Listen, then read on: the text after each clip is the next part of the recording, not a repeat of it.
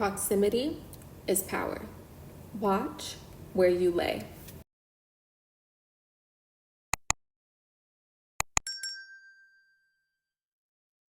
So, our next addition to the Girl Power series and our beautiful muse for this analysis today is going to be Marilyn Monroe. Now, the reason why I wanted to utilize Marilyn Monroe as the feminine archetype for the analysis today, especially with the message being, first and foremost, understanding the power that comes with proximity, and secondly, the principle of watching where you lay.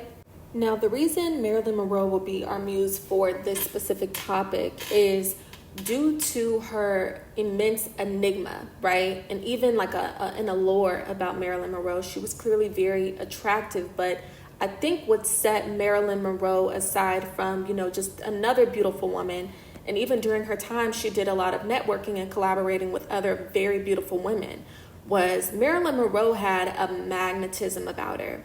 Now, the dangerous thing about it is this, especially if you do your research and you find out about certain things that happened to Marilyn Monroe, is when you have that kind of enigma, or you have that magnification effect, or almost like this magnetism, and you also are someone who is deemed as physically attractive, you have to watch out for two things. The first is being objectified.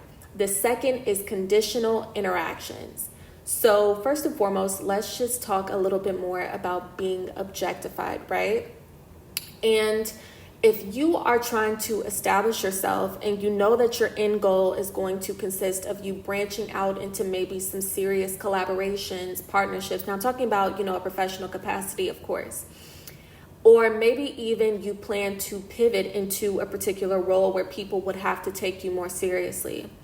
A downfall that a lot of people face in this particular area is maybe making some decisions that, they kind of focused on in the moment, and later on down the line, it can hinder their credibility. And you have to watch out for people actually setting you up. I have a separate analysis, actually. It wasn't even an analysis, It was a video I posted probably a year ago at this point on my channel. And it was titled, "Be Mindful of an Envious Matchmaker," right? So there are some instances where if people view you as a potential competitor, as a threat, they will throw something in your path that they feel like may entice you, right? Or that you may be attracted to. And unfortunately, a romantic prospect is no exception. And they will do this in hopes of essentially throwing you off of your game, right? So even when we talk about, the importance of quote unquote understanding the power of proximity, and also steering clear of people, objectifying you, because in the long run, or when you're playing the long game, you have to understand that a lot of people will throw these types of, for lack of better words, opportunities, temptations in your path to weaken your credibility pertaining to a particular goal, to a particular job later on down the line. Now, the second thing to watch out for is conditional interactions and relationships.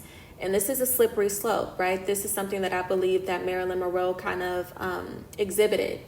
And even though she had this allure, this magnetism, and it drew in a lot of opportunities, people aren't always looking to, align you with an opportunity or align you with a partnership because they have intentions of it being, mutually beneficial or a collaboration.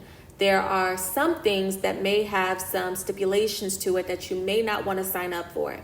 And the downside of it is this, especially when people are only viewing you as an object. So these two, pitfalls essentially are complements to one another, or it's like a sequence.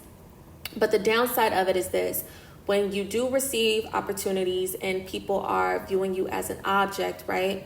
And you kind of refuse the idea of being objectified, or you set a boundary, you'll witness that these opportunities that were initially presented to you will slowly but surely start to dwindle away.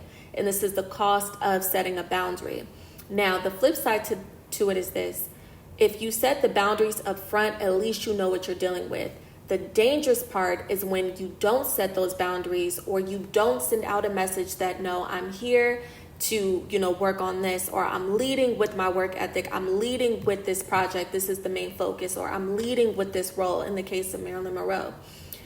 At least you already have a stable foundation and people can't pull the rug from under you because they're under the impression that they can objectify you, or if they do work with you, it's going to come with stipulations and certain conditions that may not necessarily benefit you, but it benefits them. But to elaborate on what I'm trying to describe a little bit more, I'm going to read from an excerpt in the book, In the Lion's Den, Navigating Systems of Power, titled Watch Where You Lay.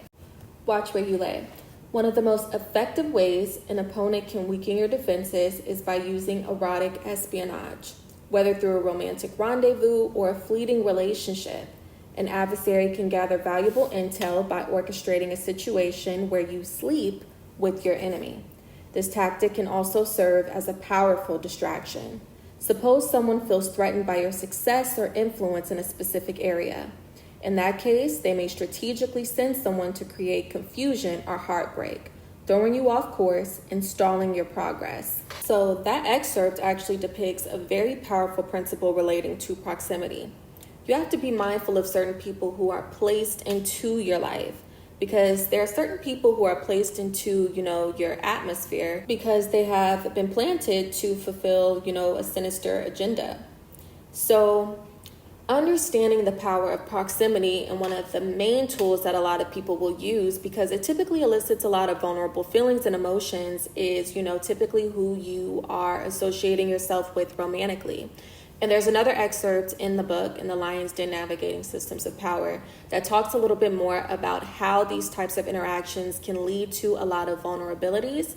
But nevertheless, for this topic today with our muse, Marilyn Monroe, I just want to highlight how important it is to understand that certain people are not fighting for proximity to you because they have intentions to establish a meaningful or a stable, a reciprocal partnership.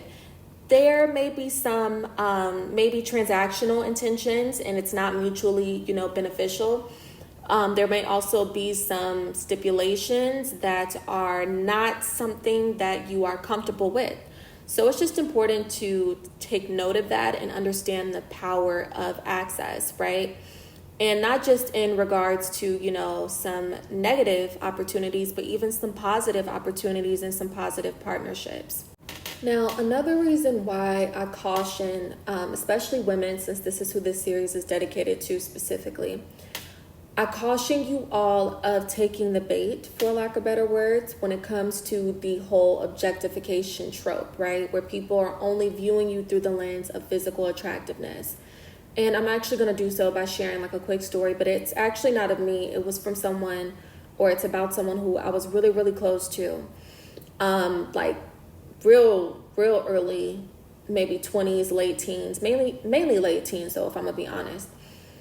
And she was beautiful, and she typically got into a lot of trouble with other girls because a lot of the time, when she would go out and things like that, a lot of guys would, talk to her, speak with her, ask to exchange numbers and things like that. And the girls, or my girlfriend at the time, I don't know if she knew or she didn't know. Since that's my girl, I'm adamant about the fact that she didn't know. And I stood firm on that myself. But a lot of the guys who would approach her and talk to her, get her number, just the whole getting to know each other thing, the talking stage or whatever, however you want to name it or call it. A lot of them would have girlfriends. And she would get herself in a lot of trouble. When I tell you, my girl stayed with a target on her back.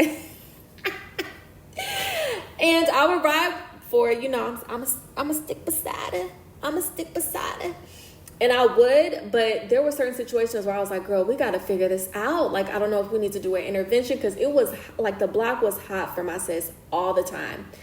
And here's the flip side about it, though. When it was all said and done, I realized that once the fun was over, she didn't really have anything to show for. And as much as people like to make light about it or be humorous, or maybe even if you were someone who you're just well, that's what you get, you were talking to my man. There are some situations where, the girls know, but there are other situations where the girls don't know. But aside from all of the hypothetical talk, right? I want to highlight the harsh reality. When all of the fun was done, she had nothing to show for it. And that was the scary part to me. Because mind you, during that time, like we're in the beginning of our prime. Because let's be honest, late teens, you definitely don't know what you're doing. You think you know what you're doing because you're turning legal, but you don't know what you're doing for the most part. Now, there are certain people who got their head on straight though, and I don't necessarily tie maturity to like a chronological age, but for most people, right? Just speaking on like an average for most people, just speaking and connecting with others and us reflecting on, that season of our lives. Child, we did not know what we were doing, but it's the start of our prime though. So it's still a significant season. And I remember just being like, wow, this is the scary part of not, how can I say this? Of not protecting your potential, honestly. And even though I'm someone who I'm big on not becoming cynical and jaded, I also am adamant about the fact that no matter what you do, discernment should go ahead of you. So you have to discern whether someone is trying to associate themselves with you or gain proximity to you because they're trying to reap some kind of benefits that come with being associated with you, or they want something in the moment, but they have no intentions of helping you if you're, in need later on down the line. And that's the price of being objectified that you have to watch out for. So just understand that also implementing this principle is imperative when we talk about things hitting the fan and making sure that you have some kind of foundation to stand on. Because you don't want to be in a situation where you hit a wall and then you're looking around for all of these people who sought you out for a fun time or for your attention, right? For your affection. And once things go left, those people are nowhere to be found because they only viewed you as an object. They only viewed you through a transactional lens. And I think this is the downside of people talking about this concept of like pretty privilege and things like that. And this is why I also felt compelled to highlight certain archetypes, feminine archetypes in this series, who were not only beautiful, but they were exceptionally powerful and skillful in, their respective profession or in their respective field. Because a lot of attractive women find themselves dealing with this bitter ending, where people utilize them for association. And it's not just, the romantic counterparts. It could be associates. It could be people who are posing as friends, but their association with you is contingent upon, how many perks that they can get. And if they feel like you're in a downtrodden season, then they'll sever ties. So it can actually be a very lonely path for a lot of women if they don't have, discernment first and foremost to protect themselves from those kinds of, advances and interactions. But also it could be even more dangerous and detrimental when they don't have other things to back, their physical appearance up. You have to have something else to fall back on. So in sum, our beautiful muse, Marilyn Monroe, teaches us that there is power in proximity. All right, that's all that I have for this analysis today with our beautiful muse, Marilyn Monroe. I want to thank you all so much for tuning in. But of course, I want to hear you all's comments, opinions, perspectives, and of course, your personal experiences in the comment section below. I look forward to speaking to you guys in the next one, babes. Take care.